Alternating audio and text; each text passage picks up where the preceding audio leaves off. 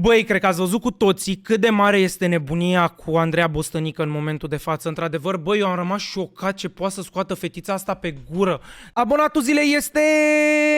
Abonează-te și dacă vrei să apari în următorul videoclip, v-am pupat! Dacă s-a ajuns să discute inclusiv Ilinca Vandici cu Teo Trandafir la ele în emisiune despre tot ceea ce a putut, bă, direct, Ditai, îmi pare rău, deci nu știu, deci sunt efectiv așa, gen, fac efectiv react-ul ăsta și discuția asta complet out of the live, pentru că mi se pare ireal că fetița asta, la vârsta ei, poate să scoată anumite chestii pe gură care, bă, nu că sunt anapoda, sunt complet pe lângă tot ce ar trebui să facă un copil de vârstă ei și ce ar trebui să vadă un copil de vârstă ei sau...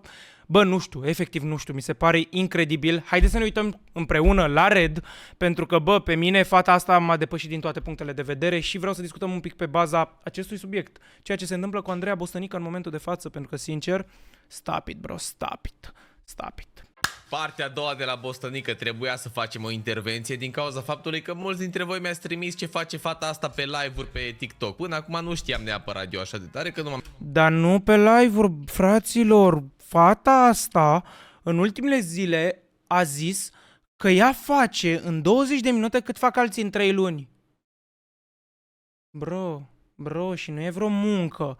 Adică stop it, când alegi un drum de genul, nu e neapărat o muncă, tragi cu cârca și așa mai departe. Da, într-adevăr se fac bani și toată lumea știe chestia asta, că în industria asta se fac foarte, foarte mulți bani.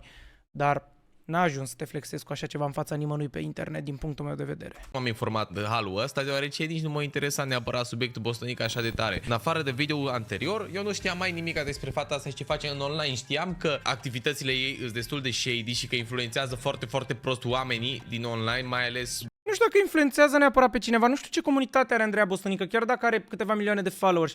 Am văzut că a zis în niște din astea că, domne, ce vedete ei, ce vedete îi dau ei mesaj și așa mai departe. Bată, cui pasă?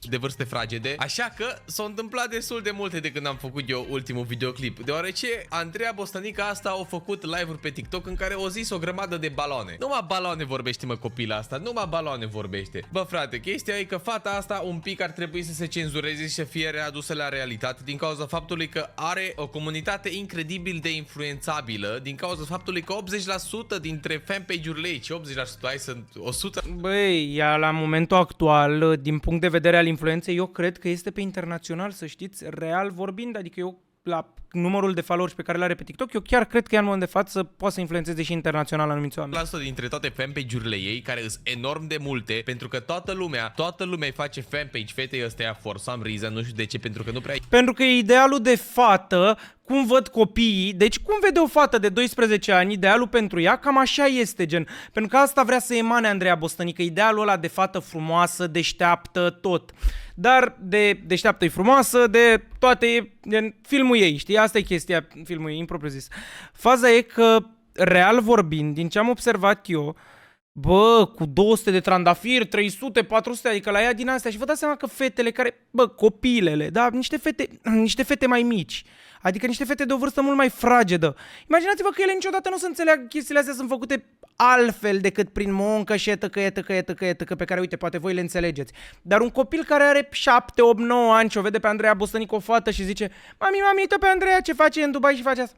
Normal că o să zic asta, nu știu, așa o văd. Ai ce să vezi la ea, gen, bă, frate, vreau să fiu ca Andreea Bostănică. Ce face Andreea Bostănică? Nu face nimic. Toate fanpage-urile ei, vă dați seama că ei asta vor. Vor să fie ca Andreea Bostănică. Și cum face Andreea Bostănică banii ăștia, nimeni nu știe, din cauza faptului că nu vorbește despre chestia asta, dar nu e foarte greu să-ți dai... Ar trebui să existe o firmă undeva garantată, e garantat, doar că probabil firma e pe Republica Moldova și nu știu cum să căutăm. Dacă pe România e ușor de căutat, pe Republica Moldova habar n-am cum să găsești o firmă. Dar vă dați seama că toți banii ăia nu sunt banii făcuți de ea, sunt cadourile primite de la Jim și de la nu știu cum, nu mai știu exact numele. Seama cum face Andreea Bostănică banii ăștia despre care vorbește. Dar înainte de asta vreau să vă arăt cine e cu adevărat Andreea Bostănică, pentru că fata asta efectiv își arată adevărata față pe fiecare live.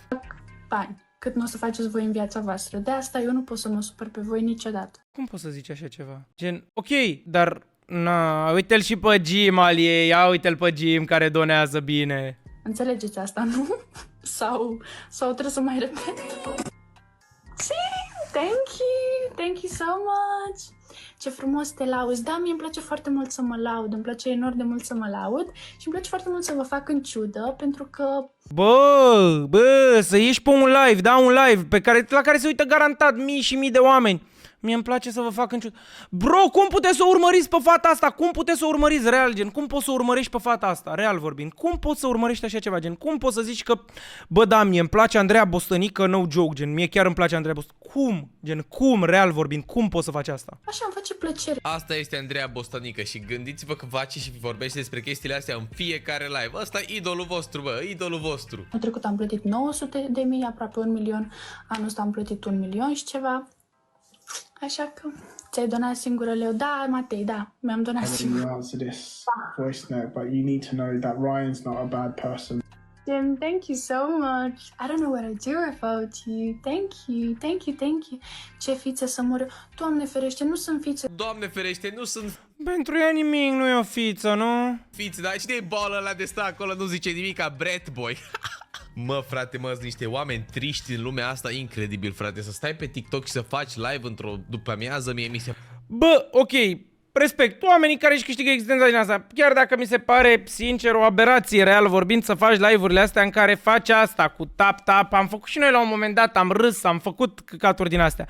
Dar, bro, gen, ocupația ta să fie să faci live-uri pe TikTok, gen, la modul și să scoți chestiile astea pe gură. Not fair, din punctul meu de vedere, gen, mi se pare că, gen, cumva ar trebui să fie condamnabilă chestia asta din punct de vedere legal, pentru că mi se pare că creezi efectiv o imagine falsă asupra realității pentru niște copii, real vorbind. Se pare foarte trist, sincer. În loc să faci, nu știu, să du-te, frate, ești nebun, aleargă, du-te, uite-te la un film mai bine. Stai pe TikTok și faci live, ești nebun cu Andreea Bostănică, stai pe o canapea în timp ce la asta vin oameni în chat și întreabă gen câți bani i-a dat Abdul.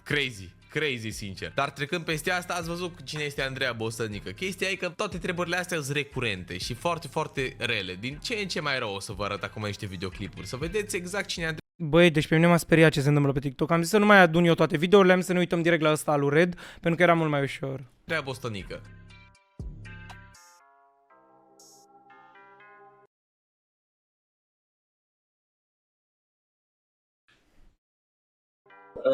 Melina, thank Ce you. faceți videoșilor? Eu pe ăsta nu l-am văzut. Bă, cum? Cum să faci așa ceva? Cum? Bă, deci pe un live pe TikTok ea să vină să-și pună Rolex. Ce faceți în videoșilor? Bă, nebuno, bă, alo! 90% din banii ăia probabil sunt făcuți și datorită oamenilor ăstora care se uită la tine. Pentru că ei te-au făcut cine ești, gen, pentru că le place de tine. No? I'm sorry, what you say, Rabbi? What's your? Look, you like it? Yeah, it's nice. Where is it? It's on my hand. Yeah, which brand? Rolex. Lush. Rolex. I don't know, actually, it's a gift, so I don't know. Mă sunt cam supărat ăla de era pe live cu ea să mor eu. Uite de ce supărat a fost după ce au aflat că a fost un gift. Mamă, frate, ești nebun? Zici că eu căzut lumea în cap la om. Crazy. Mai aveți mult de muncă, te doar milă de voi și vă doresc tot binele din lume și chiar sper să vă meargă totul bine și să nu mai fiți triști și răutăcioși. Să fiți și voi așa ca mine. Bine, nu prea puteți să fiți ca mine. Cum să fiți ca... Deci dacă aș avea o fată, nu mi-aș dori... Bă, o zi din viața ei să fie ca tine. Mai aveți mult de muncă, dar cine știe, poate cândva, eu cred în voi. Da, nu o să putem să fim niciodată ca Andreea Bostănică, frate. Avem nevoie numai Suntem mai bine decât ea, stai calm, redule. de niște boșoroci pe din Dubai Exact. care să ne cumpere cadouri, sincer. De atât avem nevoie ca să putem să fim ca Andreea Bostănică. Un exemplu foarte bun, foarte bun. Deci căutați-vă un gym al vostru care este ca un vechi. Da, cam la asta îndeamnă Andreea Bostănică fanii ei să devină. Înțelegeți, dacă eu am 1.100.000 de puncte, am intrat pe live 2 zile, săptămâna asta am făcut cât faceți voi într-un an, Doamne. anul ăsta am făcut cât n-ați făcut voi și nu o să faceți în viața voastră, voi înțelegeți că voi vă uitați la mine și eu fac bani, cât nu o să faceți voi în viața voastră. De asta eu nu pot să mă supăr pe voi niciodată. Înțelegeți? Și din cauza lor îi faci femeie, Doamne, deci și datorită lor îi faci, Doamne, Doamne, bă, halde, bă, deci eu nu înțeleg și părinții ei ce-or zice. De asta nu?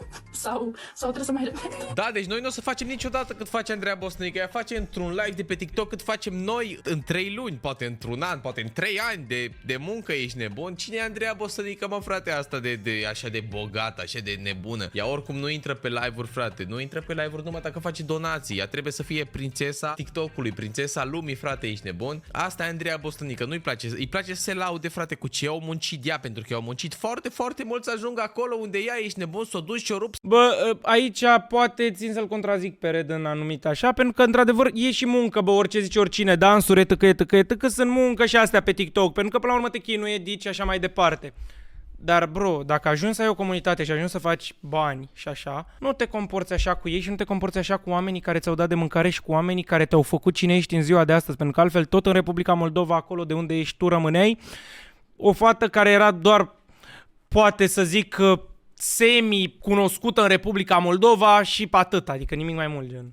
Spatele și-o rup spatele pe șantier, s-o dus și au construit case, au făcut multe chestii foarte benefice pentru societate ca să ajungă acolo unde este ea. Noi nu o să putem niciodată să ajungem unde este ea. Mi scârbă, frate, ești nebun de oamenii ăștia care iau cea mai ușoară cale în viață și după aia vin să se cace pe capul la toată lumea din... Bă, uite, chestia asta mi se pare condamnabilă, da, dacă oamenii vin să cacă pe chestia asta, dar, again, toată lumea își alege drumul în viață și fiecare alege ce vrea să facă, pentru că unii sunt făcuți să fie vloggeri, unii sunt făcuți să fie medici, unii sunt făcuți să fie, habar n-am, pentru unii meseria lor e, habar n-am, să facă absolut orice tip de job, de la orice job, medic, polițist, gunoier, salubritate, femeie de serviciu și așa mai departe. Pentru fiecare om există un job pe planeta asta din punctul meu de vedere și aici este fiecare cum și-l alege și pentru fiecare ceea ce crede el că este mai bun pentru el. Poate unii, să zic așa, că n-au avut niciun anumit start și un anumit noroc în viața asta.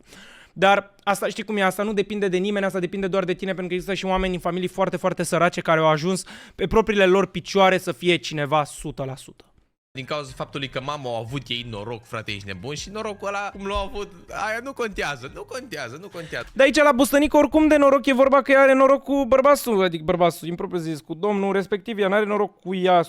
Sincer îți zic, ce văd aici eu la Andreea asta Bostănică e faptul că ea este incredibil de frustrată din cauza faptului că îs oameni care îi desconsideră eforturile ei, pentru că ea crede că eforturile astea pe care le-au făcut ca să ajungă acolo sunt niște eforturi reale, sunt niște eforturi foarte, foarte mari și cine știe, poate chiar așa și sunt, nu știm ce este în backstage, știi ce zic? Dacă mă înțelegeți ce vreau să vorbesc. Nu știm, dar din păcate, o zi și ea de câteva ori și au fost oameni care s-au prins despre ce este vorba. Și anume, fata asta, mă, Andreea Bostănică, arată viața asta luxoasă pe care toată lumea și-o dorește, toată lumea vrea să ducă o viață bună, nu? O viață... Și de asta e și chestia, pentru că ea creionează o viață de genul, adică pentru ea asta e viața pentru mulți care văd la ea, gen toată lumea. Așa e o viață normală, știi? Și vă dați seama că de asta există și fanpage-urile și luxoasă. Nu ne spune cum au făcut banii ăștia. Ei bine, frate, ești nebun. Ea pe la 16 ani, dacă nu mă înșel, a început cu live-urile astea pe TikTok și îi dona lumea foarte, foarte mulți bani și era un om ăla, Victor Micula, care e ceva milionar, frate, i-a dat peste 300.000 de euro sau ceva de genul, ceva sumă din asta incredibil de gigantică, frate, să-i donezi pe TikTok. Da, dar prin TikTok ăsta, din ce am înțeles eu, se spală și foarte, foarte mulți bani. N-am înțeles exact care e nebunia, dar din ce am văzut niște articole și așa, se spală foarte, foarte mulți bani cu nebunia asta de TikTok, real vorbind. Cuiva, știi ce zic? Și el a și confirmat faptul că astea sunt avansuri pentru Bostănică. Ea având 16 ani, el având 35 plus. Gen, e cel puțin dubios. Și chestia e că și maică s-a știa chestia asta. Vă dați seama când vin banii ce contează moralitate. Da, eu am observat, gen, că maică sa e parcă piși de nas, parcă, gen, trăiește viața ei prin fică ăsta, nu știu, așa mi se pare, poate fi nebun, gen. Ce contează legalitate? Banii să vină, frate, ești nebun, să vină banii, să facem bani, să cumpărăm apartamente, cum o zicea, care 17.000 de apartamente cumpărate. Și de un an jumate, frate, ești nebun, nu Abdul ăla îi, capul răutăților, nu Abdul ăla îi șmecherilor, că este un bătrân, ceva boșoroc de vreo 68 de ani, pe nume Jim. Fată deșteaptă, l-a manipulat, spunându-l că îl iubește și că vrea să se căsătorească cu el și că vrea să fie soția lui și Jim... Clasica.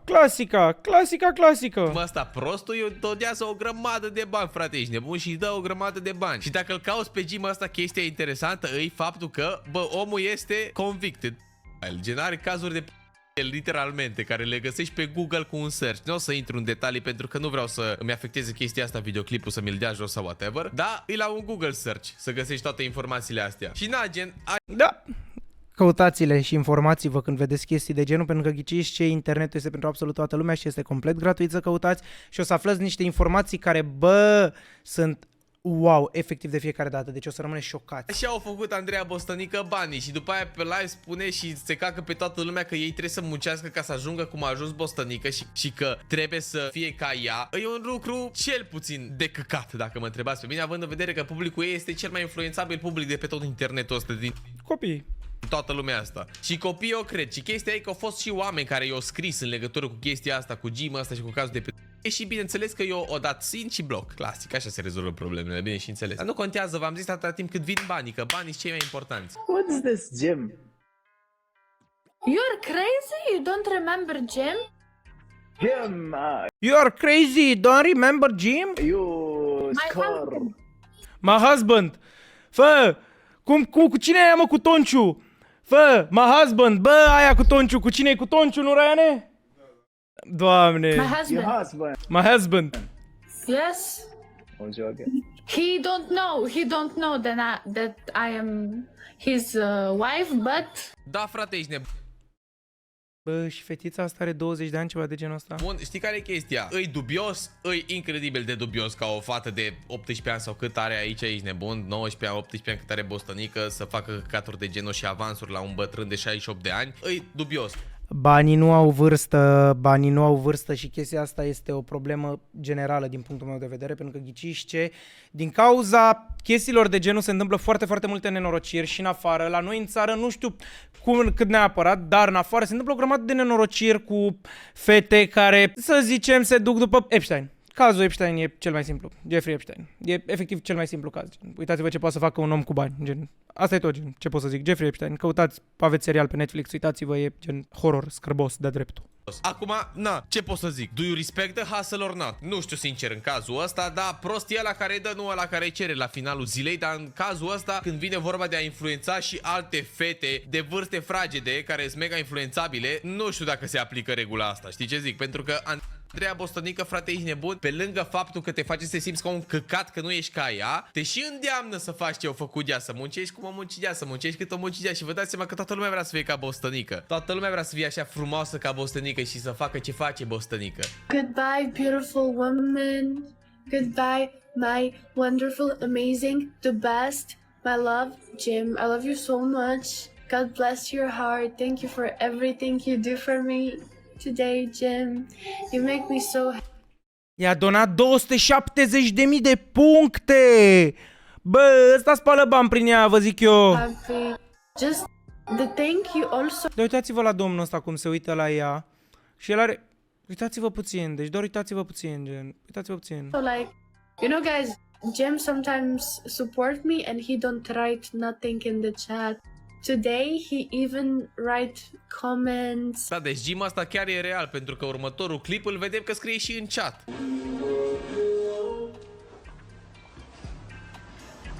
Da, deci Jim Watts ăsta chiar este Și a scris în română. un om real. Ați văzut și al doilea nume al lui în chat aici pe TikTok. V-am zis, nu vreau să pun pe videoclip nimic cum arată și așa, pentru că nu are rost. Bun, pe lângă chestia asta, fraților, v-am zis că Andreea Bostănică asta, băi, e foarte cu nasul pe sus și influențează lumea. Da, deci așa își face Andreea Bostănică banii cu care se cacă pe capul vostru. Și pe capul nostru, că și mie ești nebun, ce eu n-aș vrea cartierul ăla și Rolex-ul ăla, ești nebun? Nu-s prost, și eu aș vrea să am așa Rolex, ești Cine n-ar vrea, mâncați-și gura ta, cine n-ar vrea? prost, normal. What? Deci se cacă pe capul nostru așa, în grup, putem să ne luăm de mână, ești nebun?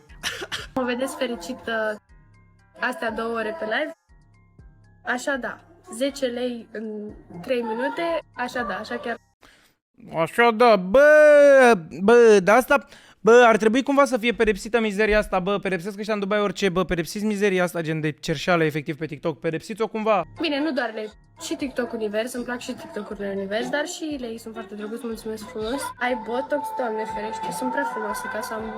A, 10 lei, gen, ea n-a făcut 10 lei, a primit 10 lei din aia, vai, ce prost De sunt. ferește, e prea frumoasă să-și pună Botox, ești nebun? Toate femeile care au Botox, îs urâte cu spume, ești nebun? Nu mai ai frumoasă, că n-are Botox, ea e prea frumoasă, frate. Crazy, frate, ești nebun. Ea nu intră pe live dacă nu primește în 3 minute 10 lei. Lei, nu bani, gen căcaturi. Asta am zis și eu am zis 10 lei, 10 de alea lei. emoji-uri de alea pe TikTok care înseamnă o grămadă de bani sau univers sau planete sau balene sau ce dracu pe TikTok aici ești nebun, prea aplicația asta infectă. Da, ea nu se coboară la nivelul nostru. Până unde eu m-aș uita la cineva mai vârstă când mie îmi scriu fotbaliști care Ăsta a fost bamă, de-aia cu Jim vorbește, bă. sunt internaționale, adică când eu nici măcar nu urmăresc oamenii.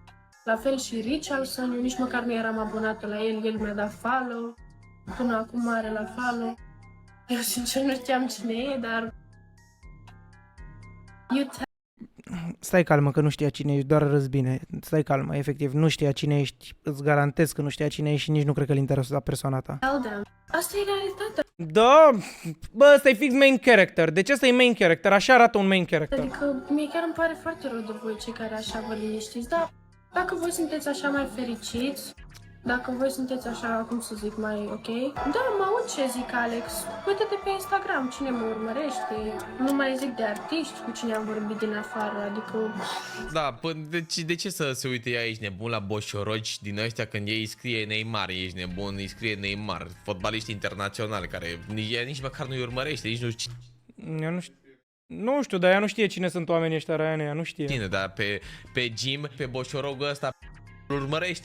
My husband! Ești nebun și pe Abdul nu-l urmărește și după aia intră pe live și povestește cum s-a dezvirginat cu el și că au fost scârbos și chestii de genul. Bă, treaba ei cum s-a dezvirginat și așa nu-i treaba noastră, nu ne băgăm. Dar dacă a povestit live chestia asta, e un pic cam crazy dacă mă... Da, din punctul meu de vedere e crazy pe bune, da, nu știu, mi se pare ireal așa ceva, vă jur, gen, mie mi se pare ireală chestia asta, mi se pare ireal că fata asta poate să genereze așa de multe vizualizări și poate să fie urmărită de așa de mulți oameni în situația în care scoate prostiile astea pe gură, frate. Deci, efectiv, în momentul în care scoate toate prostiile astea pe gură, fata asta poate să fie urmărită la un nivel atât de mare de oameni. Bă, opriți chestia asta cumva, efectiv. Bă, nu mai faceți persoane publice, personalități din astea care, bă, nu merită nici 2 lei din punctul meu de vedere. Pare rău că m-am enervat, dar n-am ce să vă zic. Bă, este incredibil ce se întâmplă pe internet, sincer. Este incredibil ce se întâmplă pe internet și nu, bă, nu mai vă uitați la oameni de genul. Dați-le unfollow, stop it.